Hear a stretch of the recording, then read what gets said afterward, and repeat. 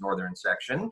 And it is my pleasure to welcome each and every one of you to, again, our ongoing kind of bi-weekly, weekly presentations, really kind of focusing on COVID-19, the current pandemic, and how that has impacted different communities, different organizations, different aspects of our state and regional economy, and some of the efforts by various organizations to combat and address those impacts. As a reminder, before I go ahead and introduce our speaker for today, if you have not done so already, please make sure to mute your microphone during the presentation. That way, we can get through the meeting relatively unscathed without interruption.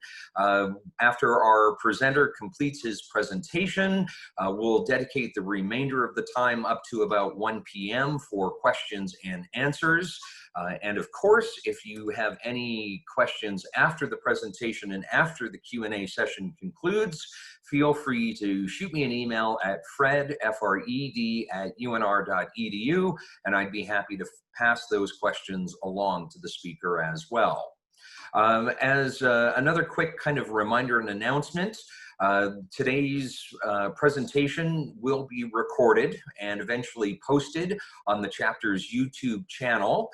We have been recording all of our previous online educational luncheons, and they are all posted on the chapter's YouTube channel. All you need to do is go to YouTube and search for APA Nevada, and that'll take you to the chapter's YouTube channel. Also, after speaking with a few of the officers for the Nevada chapter of the American Planning Association, we are getting ready to announce details regarding this year's fall APA Nevada conference. As soon as that information is available, I'll be sure to pass it along to you and all members of the chapter. I believe the price for this year's chapter, a 2-day chapter conference, all online, is about $75 for the entire conference. But again, all that information will be forwarded onto you as well. As one final announcement, our kind of wrap up or last in this series online educational luncheons will be held next Wednesday on July 22nd from 12 p.m. to 1 p.m. I'm proud to announce that we'll have Arlen Melendez. He is the tribal chairman for the Reno Sparks Indian Colony, and he'll be giving us some insights into the impacts of COVID-19 on the Reno Sparks Indian Colony and other tribal Native American communities throughout the state, and what the Reno Sparks Indian Colony has done to address those impacts as well. But that's for next week. This week, we have Mr. Tim Thompson, the planning director for the City of Fernley, to present an overview of how COVID-19 has impacted the community as well as the municipal government of Fernley, Nevada, and what the city government has done by itself and in partnership with other organizations and agencies to address those impacts. So without any further ado, Mr. Thompson, the show is yours. All right. Thanks, Fred. I'm going to share the screen here. All right. Can everyone see that?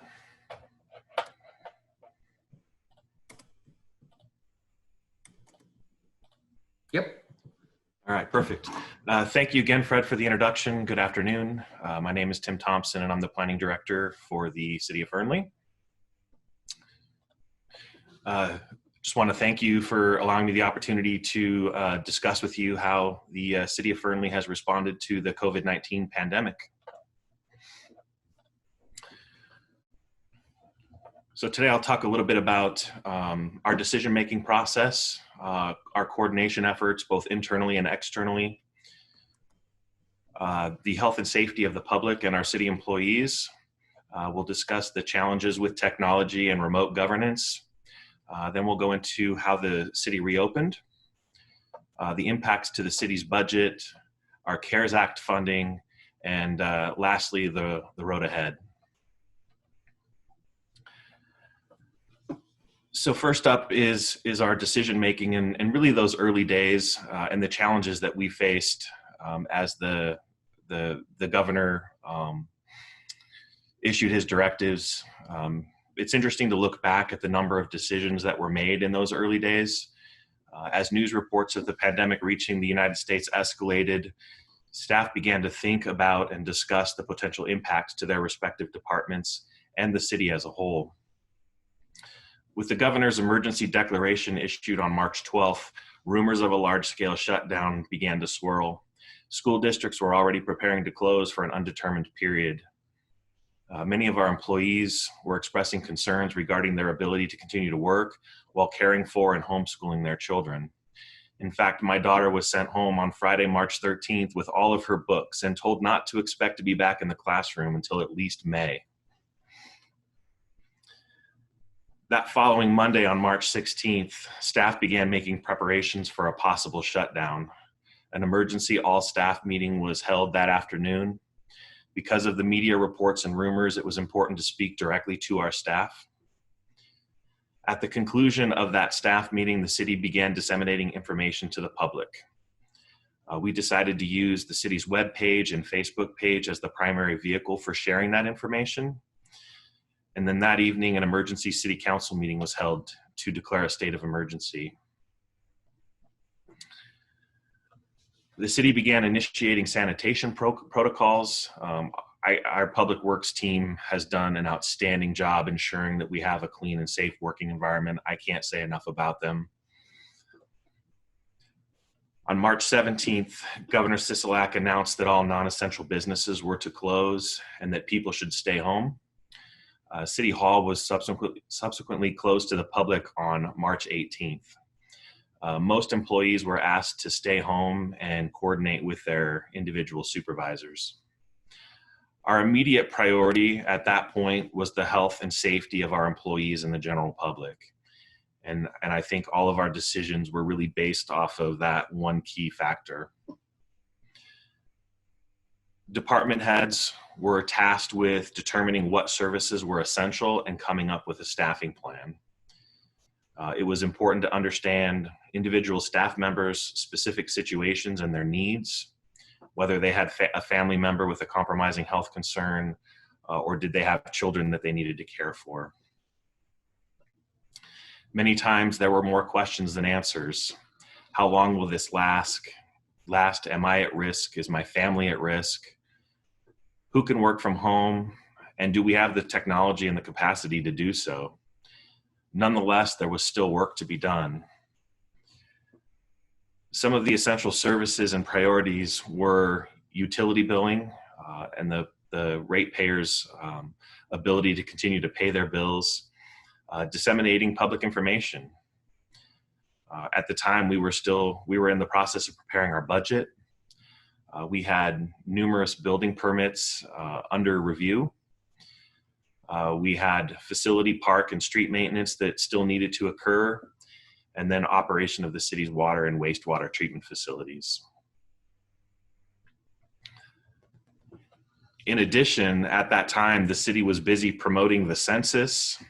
It was election season and candidate filing was just occurring. We were also dealing with the Truckee Canal XM Environmental Impact Statement public comment period, as well as litigation regarding our redevelopment district. I had to throw that in there for you, Fred. Some of the challenges that we faced were many people, they prefer to do business in person. They prefer to pay their utility bills or ask questions in person and be able to come to City Hall. And that was a challenge, educating folks on what the alternatives were, educating them on their ability to do online bill pay and also utilize the city's Dropbox. We were faced with the fact that some people weren't working, without money. How are people going to pay their bills? And so we were in a situation where we needed to consider a payment relief program. And so we suspended shutoffs and provided payment options. And really we followed the lead of NV Energy on that. The city's ability to obtain personal protective equipment, cleaning supplies, and other provisions was challenged as well. During those early days, we had an issue with flushable wipes and the impacts of using those, and the impacts that had on our sewer system. We had the closure of the waste management transfer station and whether that would increase illegal dumping in the desert. Not all Fernley residents are required to have garbage service, and so there was a concern that if folks weren't able to take their trash to the transfer station, that would increase the illegal dumping in the desert. And then really the use of our online capabilities to continue to conduct our business and transactions. It was quite challenging in those early days as we sorted through what needed to be done. Next was coordination. Lyon, Douglas, and Story counties, along with Carson City, make up the Quad County Public Health Preparedness Healthcare Coalition, Emergency Management Coalition, and Crisis Communications Coalition. Lyon County was instrumental in sharing information with the City of Fernley. The city monitored news feeds, emails, social media, including Twitter and Facebook. The information received from the Quad Counties Coalition and the Nevada Health Response was shared on the city's website and via Facebook. And then there was internal coordination that occurred. As the situation evolved, city staff was constantly coordinating our response to the specific circumstance. As directives were issued, city staff was assigned to ensure compliance, such as the closing of playground equipment and park restroom facilities. So there was quite a bit of coordination that occurred, mostly internally, but certainly our relationships with the Quad County Coalition, with Lyon County and the state were critical during that time frame.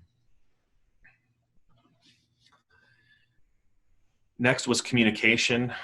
Information at this time was constantly changing, daily, if not hourly.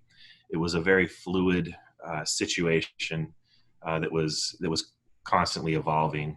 Again, we monitored the news feeds, we monitored and reviewed emails, as well as social media posts. As information was received, it was evaluated and in most cases shared with the public. Particularly the information received from the Quad Counties Coalition and the Nevada Health Response was shared on the city's website and via Facebook. We created a COVID-19 update banner across the city's primary webpage, which directed individuals to our alert center where they could find information and emergency notifications. Information was also shared on the city's reader board located at the depot along Main Street. In addition, it was necessary for the city to issue press releases related to city operations. This was done primarily through social media, Facebook. The city issued press releases regarding the closure of City Hall, the use of the city's bill pay service, just trying to get information out there to educate folks on the alternatives to coming in and paying their bill in person at City Hall. So there was a lot of information about the bill pay and utilization of the drop box. We sent press release out on the alternative public participation format for city council meetings. As I'm sure most of us are aware, the governor's directive with social distancing really made it challenging for local governments to have public meetings and have the public in attendance. So the city of Fernley essentially disallowed any public attendance at the meetings for the last several months. And so the press release was, again, intended to educate folks on what the alternative methods were, which in essence are written comments or call the city. And then we also shared those press releases via the city's website and our Facebook page. Understanding that individuals receive information differently, Mayor Edgington made a point to record video messages regarding many of these same topics. City staff did a fantastic job working with the mayor on scripting the message into smaller video clips. It didn't seem prudent to post a 15 or 20-minute video of the mayor where he covered multiple topics. Rather, the focus was on multiple shorter, several-minute videos. This task did prove challenging from a technology standpoint, as it was very time-consuming to upload the videos to Facebook. In fact, city staff was using their own personal equipment in order to record those meetings. And then we created a YouTube channel, and we were able to upload those videos to the YouTube channel and then share those links via Facebook along with the transcript. And that proved, I think, to be effective as well. Part of the city strategy was to also observe what other local jurisdictions were doing. We wanted to ensure a consistent message. You don't want to have a situation where governments are saying something different in a situation like this. And so we were constantly looking at what other jurisdictions were doing and ensuring that there was a consistent messaging. And then lastly, the communication with city staff was and continues to be imperative. As the situation developed, it was important to keep city staff informed. The city held several Zoom meetings, which proved effective in communicating with our staff. The Zoom meetings allowed staff to participate, whether they were staffing the treatment plants or working from home. So as I mentioned earlier, the health and safety of city staff and the public is paramount. Even before the closure directives were issued, the city was in the process of implementing sanitation protocols, other precautionary measures, and encouraging social distancing. In those early days of the pandemic, PPE, hand sanitizer, cleaning supplies, and yes, even toilet paper were difficult to acquire. We had a very limited supply initially, but we've been able to provide the necessary equipment and supplies to our staff.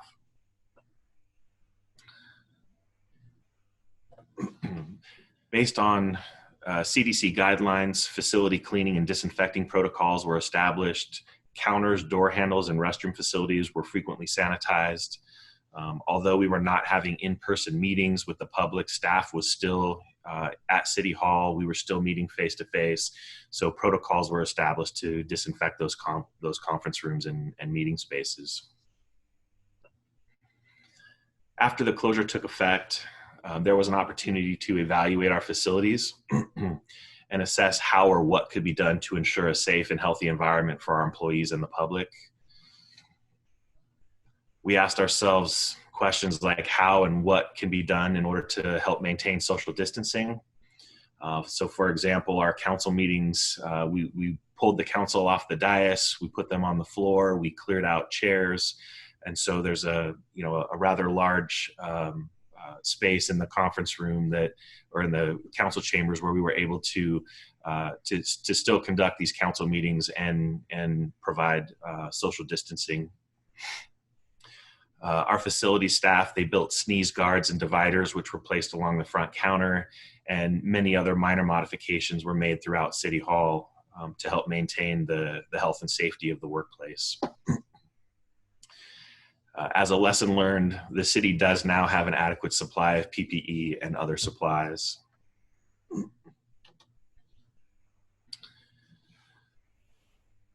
One of our most significant challenges was related to technology. As City Hall closed, one of the identified essential services was maintaining the ability to collect utility payments. And although the bill pay system can be glitchy, one of our successes was actually being able to educate the public on the ease and convenience of paying their bills online. We also knew that we would have to focus efforts on establishing online or digital submittals for other services, such as building permits, development applications, and even business licensing. The city has been working for some time on going digital. However, we routinely run into technology infrastructure challenges. And although we've broadened our capabilities over the past several years, I believe we still lag behind many of our other local jurisdictional partners. For example, we've been working on the ability to accept online submittals for building permits. We do have a building permit submittal portal. We had to work through some issues and bugs related to that.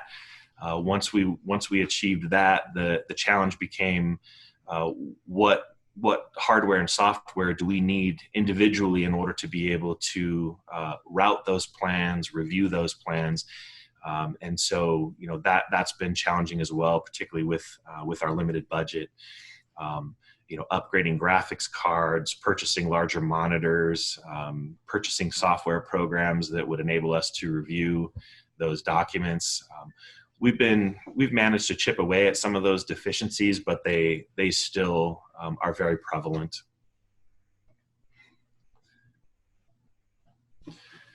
While other jurisdictions were able to adapt to virtual meetings, Fernley really struggled. I think many of us were hopeful the pandemic would be over by June and the need to continue to conduct these virtual meetings would subside.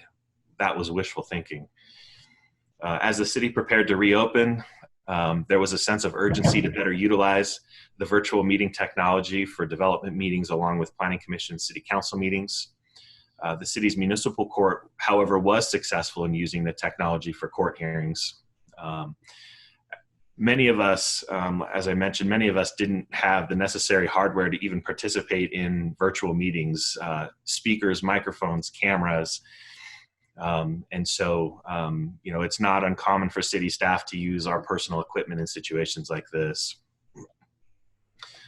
While other jurisdictions are live streaming council meetings on Facebook or YouTube, Fernley can only live stream audio of the meeting through our website. Needless to say, our online streaming and audio-visual capabilities are lacking. I will say that we have been somewhat successful in using Zoom for internal all-staff development review and pre-application meetings.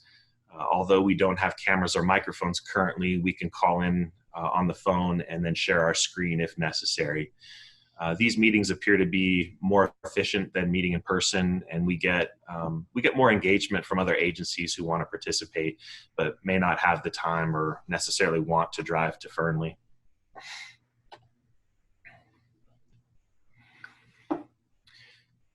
On April 30th, Governor Sisolak introduced the Nevada United Roadmap to Recovery Plan that outlined a phased approach to reopening Nevada businesses and industry. The city began making preparations for reopening City Hall. City staff was called back on May 26th, and the city reopened to the public on June 2nd as part of the phase 2. Some of the protocols we put in place were limiting in-person meetings with the public. If there was an in-person meeting, meetings should be limited to 10 participants and be held in a room where social distancing could be maintained, which was typically in the city council chambers. We had protocols for sanitizing surfaces, and then face coverings were encouraged, but at that point not required. Of course, shortly after the reopening, the governor issued a directive mandating face coverings. Prior to the mandate, masks were encouraged but not required for both city staff and the public. Since the mandate, masks are required for all city staff and public entering the building. The only exceptions are when you are within your own office or workspace. Any movement outside the workspace requires masks, and we want to respect our coworkers, their families, and the public's health and safety. The public has been respectful of the mandate as well. I'm not aware of any confrontations with any members of the public who refuse to wear a mask upon entering City Hall. Typically, we would, if that occurred, we would ask or provide someone a face covering. If they refused, then there's really, I think, some discretion on the part of the individual staff member, whether they continue to help them while they're wearing their face covering or whether they seek out a supervisor who may kindly refuse service to them. We're not looking for a confrontation, but the health and safety of our employees is vital. One issue the city has had to grapple with is the enforcement of the mandates and directives. There are several members of the public that believe the city should be performing inspections to ensure adherence to the mandates and directives. Fernley does not have the resources, nor is there a willingness on the part of the city council to take on that role. It's our belief that that enforcement lies with the state.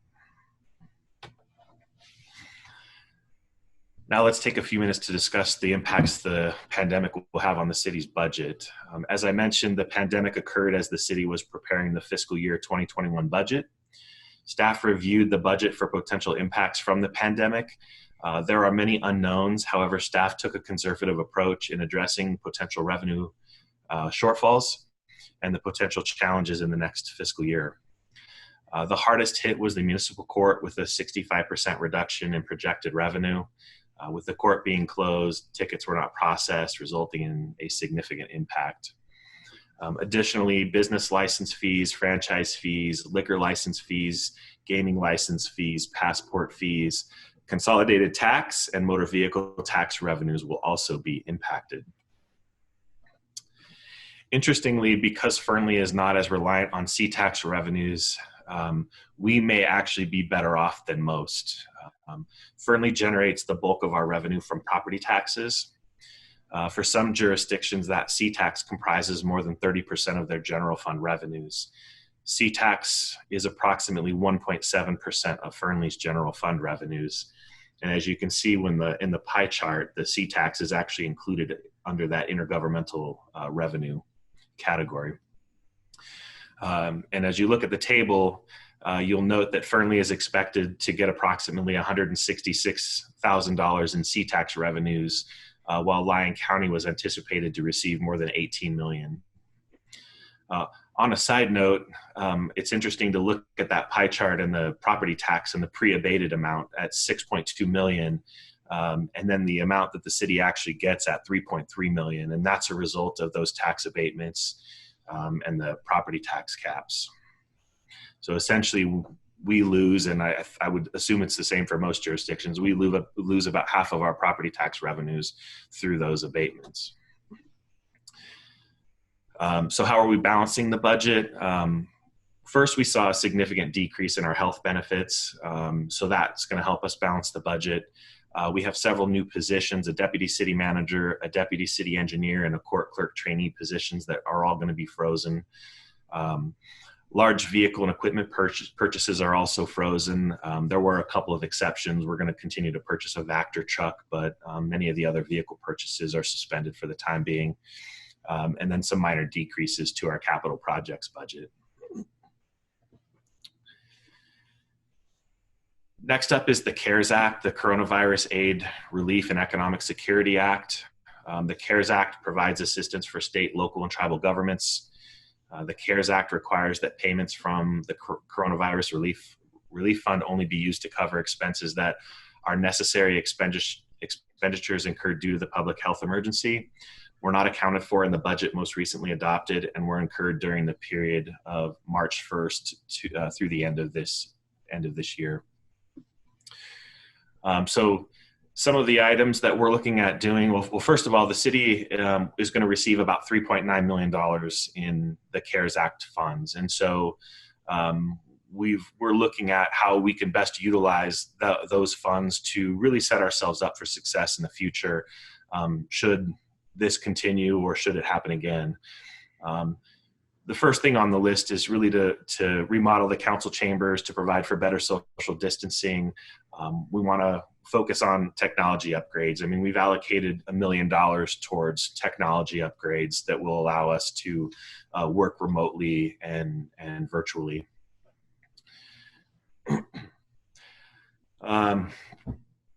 Playground equipment cleaning, installation of automatic doors at City Hall to help reduce any contact that employees or the public have with surfaces, updating our reader board, looking at a paperless accounts payable system, again, just trying to go digital so that folks can work remotely. We were allocated about $3.9 million, and you can see how we're proposing to spend that.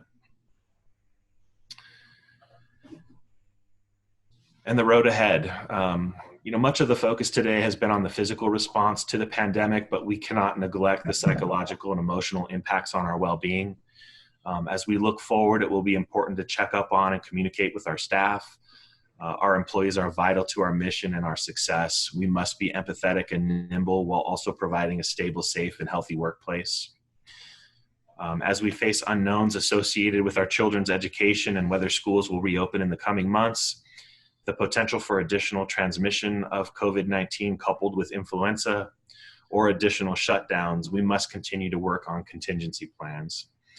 These contingency plans include the upgrading of the technology, fortifying our ability to work remotely, and creating protocols that can be implemented or re-implemented on a moment's notice. And so I think when you look at our CARES Act funding and where we are choosing to spend that money, we're really trying to set ourselves up for success in the future. Additionally, we must continue to improve upon our decision-making, our coordination efforts, and communication strategies. As the city embarks on a new strategic plan in the coming months, our ability to adapt to and provide government service during a pandemic or other crisis will most certainly be a topic of conversation. We are hopeful that our organization will see significant and long-lasting efficiencies as a result of the COVID-19 pandemic. And lastly, I want to acknowledge our city employees. Their ability to adapt, their professionalism and empathy has been truly remarkable as we've navigated these uncharted waters. And that's all I have. Thank you again for your time and the opportunity to speak, and I'm happy to take any questions. Great. Well, thank you very much, Tim. If you can go ahead and stop sharing your screen, we can kind of get back to the main lobby for everybody. We do have about 20-25 minutes dedicated to Q&A. So if you have any questions, you can either just speak up or text them using the chat function in Zoom. In fact, I already have one question for Tim from Scott Carey. First, Scott wants to say, nice presentation, Tim. Way to go. Excellent job. His question is, in terms of assessed valuation, property tax, and the small amount of sales tax that the city is able to collect, did Fernley fully recover from the impacts of the Great Recession? And how will the economic impacts from the Great Recession affect the city's response to COVID-19? Yeah, thanks for that question, Scott. I don't know that anyone has fully recovered from the Great Recession. I mean, when you look at the impacts to the assessed value of those properties and the fact that there's no backstop. I don't know what we saw, Fred, a 20 or 30% decrease in assessed values. I don't know in the last 10 years whether anybody has gotten back to where they were pre-recession. And of course that has an impact on how we deal with impacts today, because we don't have those revenues. Perhaps if we had recovered sooner, the city would have more revenues, and we would be able, for example, to have dealt with some of our technology challenges sooner rather than later. Fortunately, we were very pleased to get the phone call from Governor Sisolak and the $3.9 million in CARES Act funding. That's going to help us tremendously further our goals. Absolutely. Thanks for the response. Another question via the chat function from Melissa. Again, she says, great presentation, Tim. So way to go. Her questions are you getting a lot of development applications? And how about building permits? So I guess the question is, have you seen a slowdown in that type of activity kind of during this issue? Yeah, so I'll answer that in two ways. So as far as development applications go, some of you might know that we updated our development code this year. That development code was adopted back on March 4th. We actually did not accept any planning applications from the beginning of the year until the end of May, just so that we could get through the process of updating our code and not have a situation where some projects were under the old code. And so that was actually fairly helpful to us in navigating through these times. Since we've started accepting applications again, which was in May, no, I'm not seeing a slowdown. We are still getting a lot of interest from folks who are looking to develop in Fernley. Off the top of my head, we're probably looking at 12 separate projects right now, with a couple more that are going to be submitted at the end of this month. And then as far as the building permit function, we never really stopped accepting building permits. When the shutdown occurred, one of our priorities was to continue to provide that service and to continue to review permits that had already been submitted. As we approached the phase 1 opening, we established protocols where we were able to actually accept plans. So we were allowing folks to come in to our conference room from outside the building. And as long as they were wearing a mask and we social distance, we established those protocols, and then those plans would sit there for a couple of days. And then we would go back in and log those in and then continue on. Going back to our budget, permits and license fees are another good portion of our budget. And so we had a couple of large scale building permits that were in process review, and we didn't want to slow those folks down. So we continue to see a lot of interest in Fernley. Excellent. Any questions from anybody else? Well, while they're thinking about it, I have a question for you, kind of going back to the Quad County, coordination and efforts. From your perspective, in terms of that Quad County coordination, has that coordination been mostly communication oriented, or, has there been efforts on more of a substantial policy, plank in terms of implementation of technologies, conducting meetings? Maybe you could just expand on that a little bit. I think the Quad Counties primarily was the dissemination of information. They did. We got daily updates on the number of new cases, the number of recoveries, the number of deaths within the four county region. And so the bulk of it was information, and that allowed us to disseminate information. From a policy standpoint, I think probably the most significant issue that we heard was people wanted to know the zip codes of where the cases were. The Quad Counties is a large area, and to simply say that there are 15 cases on any given day didn't really lend itself to people feeling comfortable as to where those cases were. Were they in Carson? Were they in Lyon County? Or even in Fernley for that matter? And so there was a call to release that information based on zip code. And I think the Washoe County Health District faced that same situation. So not much in the way of policy, but mostly just information. Excellent. Another question from Scott in the chat box. First, how do you think COVID-19 will impact land use planning in rural and growing areas like Fernley moving forward? Secondly, will this pandemic make people want to move or stay away from areas like this? And third, will there be more or less of a demand for office space moving forward? Yeah, those are some great questions, and I don't know that we have the answers to those today. Certainly, we're aware of those issues, those concerns. I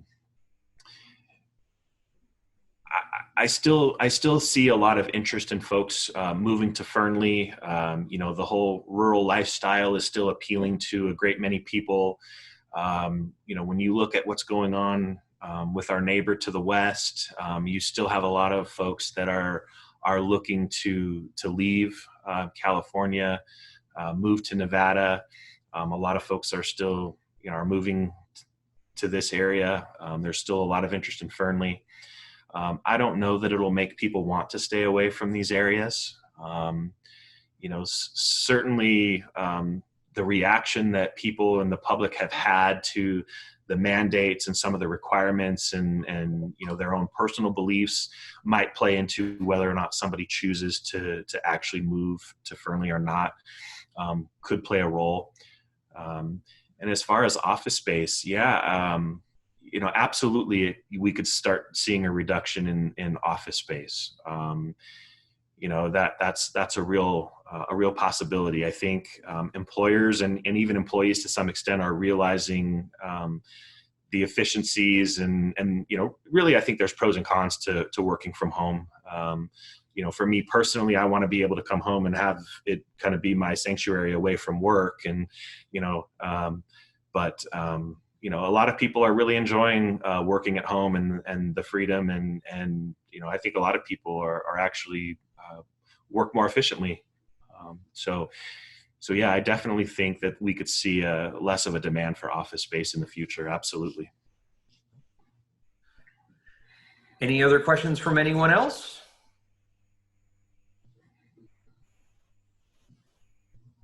Hey, Well, Tim. maybe. This is Bob Webb.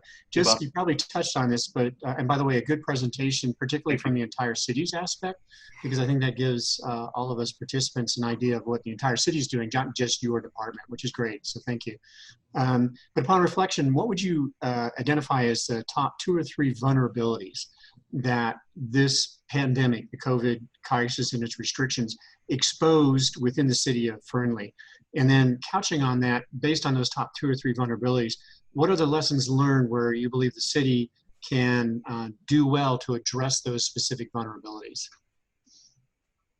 Yeah, I think really the technology and our ability to work remotely were very much highlighted as deficiencies with this, and I think that our again, that $3.9 million in CARES Act funding and the $1 million that we've allocated for technology, I think will really provide a lasting impact on our ability to work remotely and to utilize our online capabilities and really focus our efforts on that remote government. We don't know what crisis we may be faced with next, and so our ability to respond to that and adapt to that is likely going to force us to look at technology, web-based, internet, working remotely.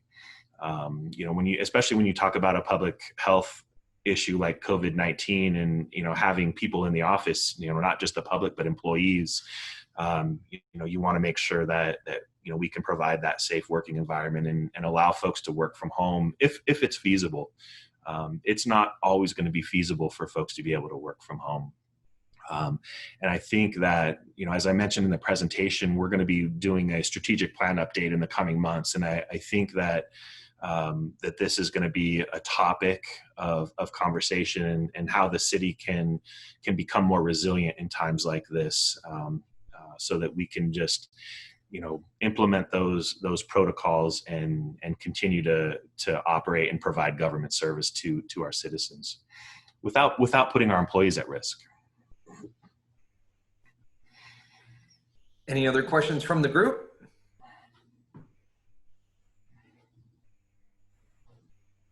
Going once, going twice. All right. Well, I wanted to, again, first and foremost, thank Mr. Thomas for taking the time to present to our group today. Very informative presentation, and I hope that there are not only informational benefits from Tim's presentation, but, if you work for a municipality, a county, there may be some best practices and some issues to kind of think about, too, for your organization moving forward. Again, this entire presentation is worth 1.0 AICP CM continuing maintenance credits. For those of you who are AICP and in need of continuing maintenance credits, please look at the flyer that I sent you for the event number, and just make sure that you self-report with AICP and APA in order to get the credit for your participation and attendance today. So again, thank you very much, Mr. Thompson. Thank you to everyone for being here. One final, just a reminder, we will have one more of these this month scheduled for next week, Wednesday, July 22nd from 12 p.m. to 1 p.m. Again, hopefully I'll be able to get the flyer out to you by the end of this week. And we'll have the tribal chairman, Arlen Melendez from the Reno Sparks Indian Colony, talking to us about the impacts of COVID-19 on the Reno Sparks Indian Colony and Nevada tribal communities, reservations in general, and what the Reno Sparks Indian Colony and other tribal communities and governments are doing, kind of in the same vein as the City of Fernley and other organizations in their addressing of the issues. So again, thank you, Tim. Thank you, everyone, for being a part of today's Nevada APA Northern Section Online Educational Luncheon. And again, if you do have any questions that come to your mind that you'd like to ask Tim, feel free to shoot me an email and I'll pass them along to Tim for him to answer directly. Thanks again. Stay safe, stay healthy, and enjoy the rest of your week. Bye-bye.